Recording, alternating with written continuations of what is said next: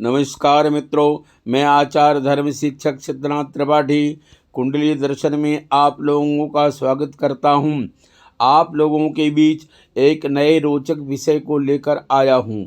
विषय है रानी कैकेयी के पिता ने काली कलूटी कुबड़ी दासी को कैकेयी के साथ क्यों भेजा। मित्रों, आप लोगों का ज़्यादा समय न लेकर के अपने विषय पर चलते हैं और वार्ता करते हैं। पौराणिक कथा के अनुसार रानी कैकेयी का जन्म वर्तमान समय में कश्मीर, प्राचीन समय में कैकेयपुर राजा कैकेय नरेश अश्वपति माता सुबलक्षणा के यहाँ हुआ था। राजा अश्वपति उस समय पशु पक्षियों की भाषा समझते थे। संसार में उस समय राजा अश्वपति के समान घोड़े चलाने वाला कोई नहीं था। इसलिए राजा कैकेय नरेश अश्वपति घोड़े के भगवान भी कहे जाते थे। कैकेय नरेश की पुत्री राजकुमारी कैकेयी बचपन से ही चंचल, खूबसूरत, होशियार और युद्ध कौशल की धनी थी।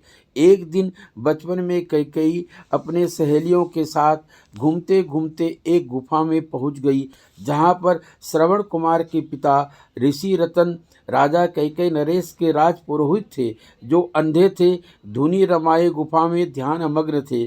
कैकेयी ने बुलाया, ऋषि नहीं बोले तो अपने चंचल स्वभाववश अज्ञानता में आकर ऋषि के मुख पर धूनी की राख लगा दी। ऋषि का ध्यान भंग हो गया। ऋषि ने श्राप दे दिया, जाओ, तुमने मेरे मुख पर राख लगाई है, एक दिन तुम्हारे ऊपर भी कलंक लगेगा।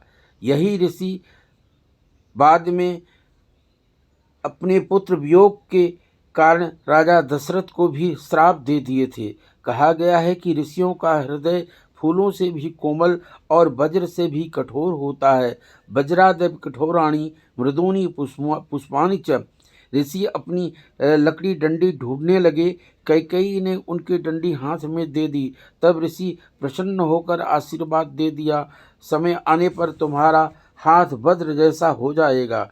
जब राजा दशरथ देवासुर संग्राम से लौट रहे थे तो कैकेयी के पिता ने राजा दशरथ को अपने महल में रुकने का आग्रह किया। वहां पर राजा दशरथ कैकेयी की सुंदरता पर मोहित हो गए। राजा दशरथ कैकेयी के साथ विवाह करने की इच्छा प्रकट की। तब राजा कैकेय नरेश ने एक शर्त रखी, कैकेयी से जो पुत्र होगा वही अपनी राजगद्दी पर बैठेगा। उस समय दशरथ को कोई पुत्र नहीं था, अतः शर्त मान ली। राजा अश्वपति को वचन दे दिया। तब राजकुमारी कैकेयी का राजा दशरथ के साथ विवाह संपन्न हुआ।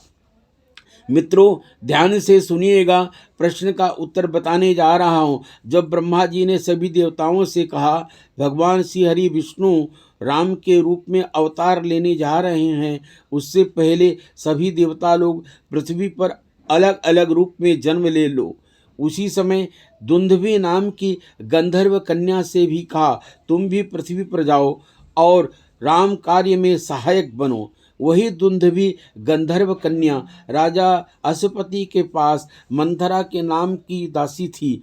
मंथरा देखने में जितनी काली कलूटी कुबड़ी थी, उतनी ही मन की गति के समान तीव्र बुद्धि के साथ कूटनीतिज्ञ थी। क्षण भर में योजनाएं बनाने में माहिर थी। बचपन में कैकेयी का देखरेख मंथरा ने की थी। कैकेयी को महत्वाकांक्षी बनाने के लिए, जीवन में आगे बढ़ने के लिए मंथरा ही योजनाएं बनाती थी। विवाह के समय राजा कैकेय नरेश ने कैकेयी के साथ कई सुंदर दासियों को भेंट में दिया। साथ ही साथ मंथरा को भी प्रधान दासी बनाकर भेजा और मंथरा को समझा कर भेजा कि समय आने पर रानी कैकेयी को समझाना, तुमसे उत्पन्न पुत्र ही राजा बनेगा, ऐसा राजा दशरथ ने वचन दिया है। आगे समय आने पर मंथरा ने अपना वचन बखूबी निभाया। मित्रों, आप सब समझ गए होंगे कि काली कुबड़ी दासी मंथरा को क्यों भेजा गया। मित्रों, वीडियो अच्छा लगा हो तो लाइक करें, चैनल सब्सक्राइब करें। धन्यवाद।